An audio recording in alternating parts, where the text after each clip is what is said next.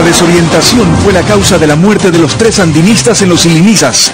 Sus cuerpos fueron rescatados hoy en el fondo de una quebrada. Así fue el rescate del empresario Gustavo Villarreal, secuestrado durante 36 días en Colombia. Hoy llegó a Quito y mañana retornaría a Tulcán.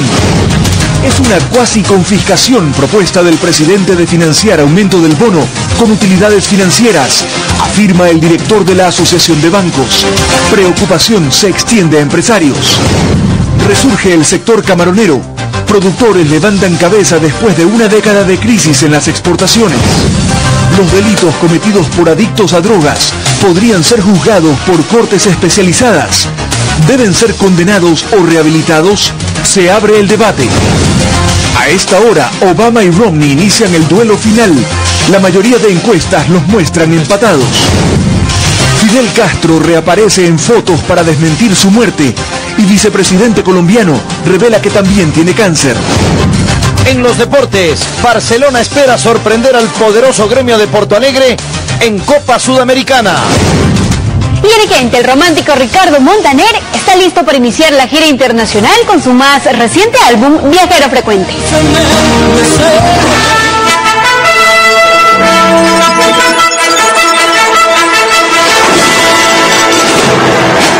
Las noticias en Televistazo con Alfonso Espinosa de los Monteros, Teresa Arboleda y Fabián Gallardo. Amigos, muy buenas noches. En los Ilinizas, a 5.000 metros de altura, fueron rescatados los cuerpos de 3 excursionistas que se accidentaron el sábado y perdieron la vida. Los 3 sandinistas cayeron en una abertura de la montaña a 300 metros de profundidad. Teresa, ¿qué tal? ¿Qué tal, Alfonso? Amigos, buenas noches. El lamentable accidente sucedió el sábado cuando un grupo de excursionistas con experiencia en escalar montañas fueron víctimas de la falta de visibilidad provocada por la neblina. Hernán Higuera nos cuenta las dificultades que se presentaron durante el operativo de rescate de los cadáveres. Eran las 6 de la mañana de este lunes y los cuerpos de los estudiantes de la Escuela de Andinismo de la Politécnica y su guía estaban en el fondo de un abismo, a 5.000 metros de altura. Los rescatistas del GIR los ubicaron. Con cabos, arnés y polea se dieron modos para sacar los cuerpos que rodaron por un precipicio rocoso. Un accidente de montaña que los expertos explican así. Han subido, han hecho cumbre, los señores han hecho cumbres. En el momento que ellos ya retornan, sí, todavía retornan en horas de la madrugada, toman un camino equivocado. Lamentablemente perdieron el control, los 3 muchachos estaban encordados. La señorita parece que tuvo problemas y ella les fue jalando lo que indican.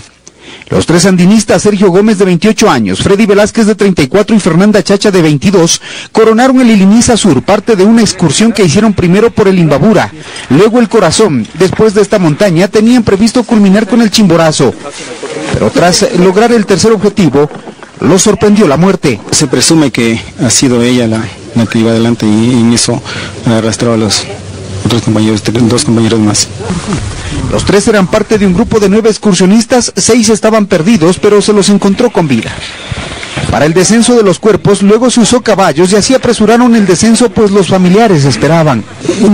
Tú estás consternado, una pérdida. Finalmente llegaron al parqueadero donde ambulancias y vehículos de criminalística trasladaron los cuerpos a la morgue de Machachi para el trámite legal. Los expertos en andinismo aseguran que en este sitio hay senderos empinados y que no deben ser usados por quienes no estén preparados adecuadamente, algo que los alumnos y el guía de la Escuela Politécnica no habrían tomado en cuenta. Qué pena. Y Gustavo Villarreal, un ganadero carchense de 53 años, fue liberado tras 36 días de secuestro en Colombia. Jacqueline Rodas nos resume los emotivos momentos del reencuentro con su familia. Es el momento del rescate de Gustavo Villarreal. Policía Nacional. Hola, la policía, bienvenido a la libertad, don Gustavo. Somos grupo del cable de la Policía Nacional de Colombia, don Gustavo. Bienvenido a la libertad.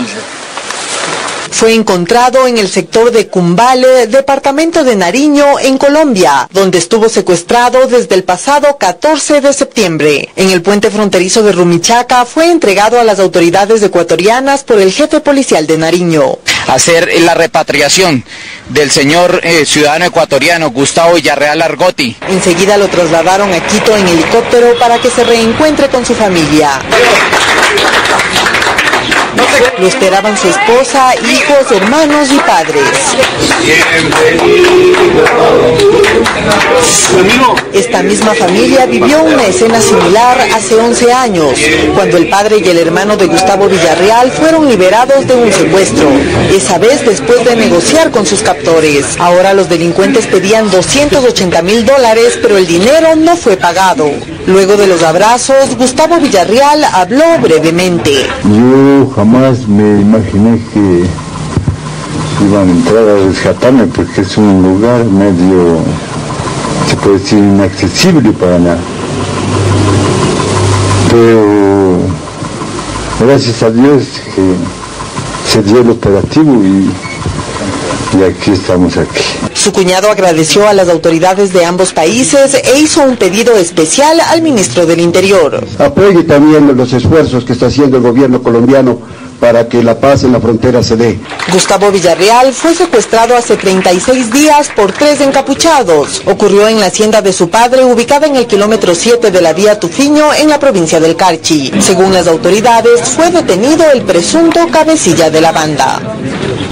Un infante de marina falleció y otro está desaparecido luego de que la embarcación en la que viajaban 7 tripulantes y un oficial se viró al chocar contra un obstáculo. Los uniformados realizaban un patrullaje en el estero Cachimalero, en San Lorenzo, frontera con Colombia. Las Fuerzas Armadas confirmaron que esta tarde se encontró cerca del lugar del siniestro el cuerpo del infante David Guamán y que se busca a Wilson Morquencho. El director de la Asociación de Bancos Privados habla de una cuasi confiscación cuando se refiere a la propuesta del gobierno de financiar el alza del bono de desarrollo con las utilidades de las entidades financieras. El presidente del Banco del Pichincha, Fidelegas, mediante un comunicado, aseguró también que el plan del gobierno los pone ante una situación de riesgo y la drástica medida genera temores en el sector productivo en general. Se piensa que con este antecedente se puede tocar a otros sectores económicos. Sí, el director ejecutivo de la Asociación de Bancos Privados rompió el silencio. Públicamente rechazó la orden del presidente Rafael Correa para que $240 millones provenientes de las utilidades de la banca privada financien el incremento de $35 a $50 del bono de desarrollo humano. Cuasi confiscación de las utilidades, una especie de cuasi confiscación. Al rechazo de la banca privada se unió la Cámara de Industrias. Su presidente, Henry Kronfle, dijo que teme que la propuesta del presidente se extienda también al sector productivo. No solamente se trata de la banca, que es el promotor del crédito para el sector productivo, es que mañana puede ser cualquier otro sector productivo que se piense que tenga excedentes de ganancia y entonces se tratan de extraer esos excedentes que podría atentar inclusive contra la inversión, contra el empleo en el país. El presidente del Banco del Pichincha, Fidelegas, a través de un comunicado, manifestó que si el gobierno se va a llevar una parte de esas utilidades, pues no nos va a quedar nada ni para pagar sueldos. Entonces, ante esa situación de prácticamente ir a un riesgo de quiebra, prefiero que vendan los bancos privados y se pague una indemnización. Y es que la decisión va porque va. El asambleísta Paco Velasco, presidente de la Comisión de Régimen Económico, dice que no sabe cuándo llegará el proyecto de la ley a la Asamblea, pero adelanta que una de las reformas tiene que ver con el Código Tributario. Va a estar recogido todo aquello que el gobierno considera que se puede gravar con impuestos, con tasas, para financiar el bono de desarrollo humano. Confirmó que el proyecto tiene el carácter de económico urgente. Si en un mes no aprueban y no archivan, o sea, si no se ponen de acuerdo, eso entra por el Ministerio de la Ley. Según el presidente Correa, las utilidades de la banca privada el año pasado llegaron a los $460 millones. El Consejo de Participación Ciudadana y su trabajo en la selección de autoridades obtuvieron la más baja calificación en sendas encuestas realizadas sobre la confianza en las instituciones públicas. La mayoría están sobre el 50% de aprobación, pero el Consejo de Participación registra baja confianza. Nos informa Patricio Díaz. El Consejo de Participación Ciudadana tiene algo más de 2 años de vida. Según datos, apenas el 15% de los encuestados ha escuchado algo sobre esta entidad. En cambio, otras instituciones, si bien tienen más tiempo, superan el 70% de conocimiento de la gente, como el SRI o el IES. La confianza de la población en este consejo no supera el 19%. Olivio Córdoba, director de la encuestadora, tiene su propio análisis de estas cifras. Es un porcentaje bajo para una institución de la cual la población esperaría mucho. Se supone que es una institución en la que participa la población. Para Santiago Cuesta, de la empresa CMS, el tema se vuelve preocupante cuando se pregunta a la gente si aprueba el trabajo del Consejo de Participación Ciudadana en la selección de autoridades. El 52% de los encuestados lo desaprueba. Esto según Cuesta frente a otros organismos de control, como el Consejo de la Judicatura o la Contraloría, que superan el 50%, pero en aprobación. A duras penas el 1.24%, es decir, 1 de cada 100 ecuatorianos sabía cómo se llamaba uno de los miembros o el presidente de la institución.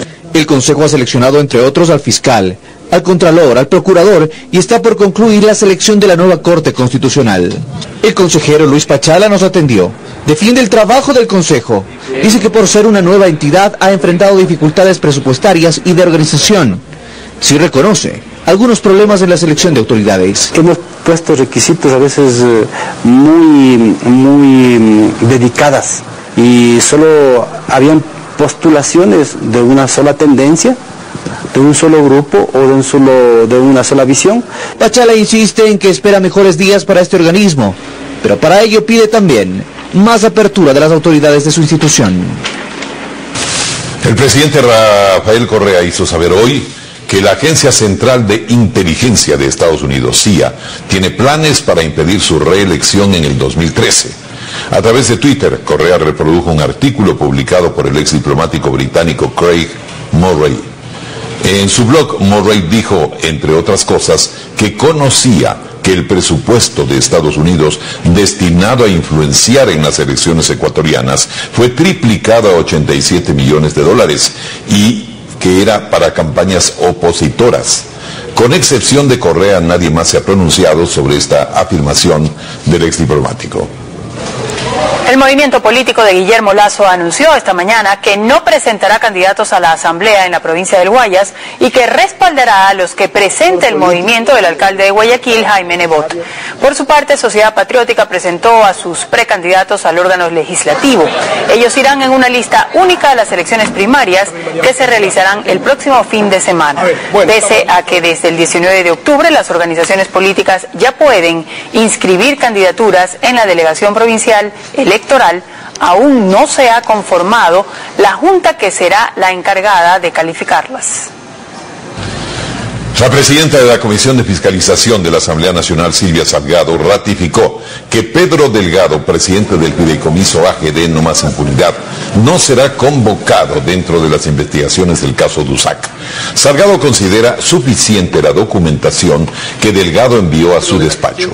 Tampoco será llamado Francisco Endara, cuñado de Delgado, a pesar de que él fue mencionado en varias ocasiones por los exfuncionarios del COFIEC que comparecieron a la Comisión de Fiscalización. Estas declaraciones las dio durante una visita a la Fiscalía, donde entregó más de 800 hojas de documentos sobre este caso. Además, incluyó las grabaciones de las comparecencias de los exfuncionarios de COFIEC y el superintendente de bancos. Una pausa y más adelante en Televistazo, una justicia especializada para los adictos a las drogas enciende el debate. Se quiere enviar a rehabilitación a consumidores que cometan delitos menores.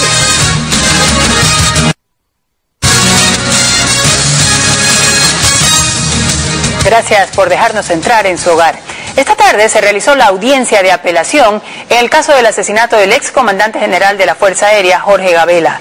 Los jueces de la segunda sala penal del Guayas escucharon los argumentos de quienes fueron acusados de ser autores materiales del hecho.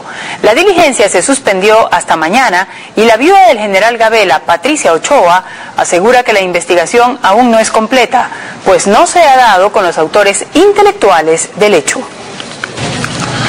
El Consejo de la Judicatura analiza la creación de juzgados especializados en drogas. La meta es identificar a los delincuentes que cometen delitos menores por tener problemas de adicción, para enviarlos a terapia de rehabilitación. Es una medida que ya se ha tomado en otros países, dicen.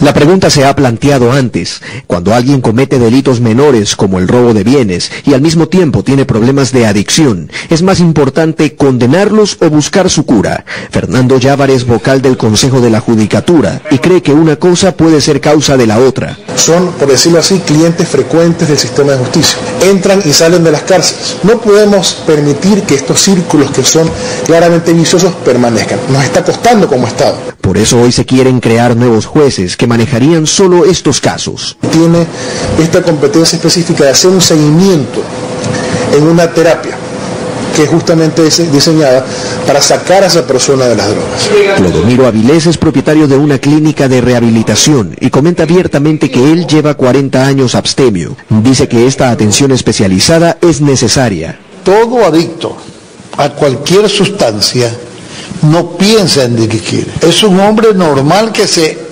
descarrió, pero no se dio cuenta cuando pasó esa barrera invisible y comenzó a cambiar su vida. El fiscal provincial del Guayas, en cambio, destaca que es necesario que los procesos sean claros para que no se abuse de este sistema. Parámetros en los cuales las personas sean consideradas dependientes con exámenes médicos, exámenes psicológicos, sus antecedentes. Pero si lo que se busca es que los acusados superen su problema de adicción, entonces la pregunta es, ¿existe en Ecuador la infraestructura necesaria para ofrecer un verdadero programa de rehabilitación? La propia judicatura aún no tiene una respuesta, pero ellos tienen sus dudas. Pero es mínimo tener muchos psicólogos, psiquiatras, dar clínicas a rehabilitación. Es más, ahora si una persona tiene un problema de adicción, tiene que pagar una clínica, que a veces no todos tienen dinero para hacerlo. El primer paso será identificar exactamente cuántos centros de rehabilitación se necesitan y luego decidir cuánto tiempo y dinero costará implementarlos. Una nueva pausa y más adelante, Fidel Castro reaparece con fotografías y un manuscrito para probar que sigue vivo. Y en los deportes, conozca la sofisticada forma en la que el ciclista Lance Armstrong se dopaba. Hoy fue suspendido de por vida. Ya vienen los deportes.